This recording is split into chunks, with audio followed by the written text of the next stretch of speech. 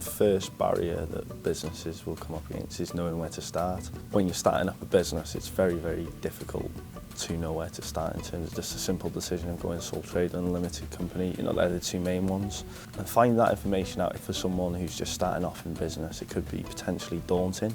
One of the biggest barriers is actually crossing that line in the first place and doing it.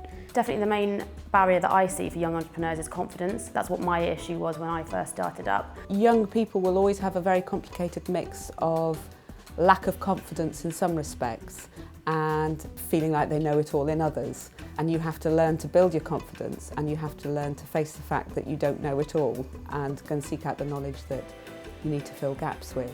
I'd say main barriers are connecting with key people that can help their idea come to light. When I speak to young people in schools, they're always quite shocked when I say for the first 2 years I paid my staff, but I never took a wage, just to build up enough of a reserve so I could make the company sustainable.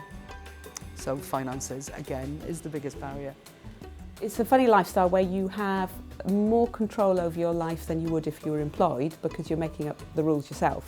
But the flip side of that is that you're tied to it and you're committed to it, and if you want to make it work, you've got to be there 110% for it. So that there's, in one sense it gives you freedom, and in another sense it takes it away. Being your own boss allows you to work on your vision. You know, it's got its pros and cons. It can be frustrating if something, you know, your vision isn't quite coming out the way you want it. But, you know, when it does come out the way you want it, it's incredibly rewarding.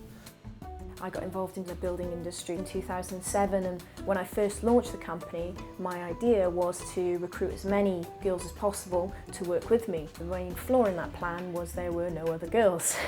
So I had to be creative and develop and, you know, change my plans slightly. But over the years, I have now seen more women coming into the industry. Highlight of overcoming challenges at the beginning is definitely just pride, and to know that you've done it and you've succeeded without having necessarily a boss to say, do X, Y and Z. It's you that has done it.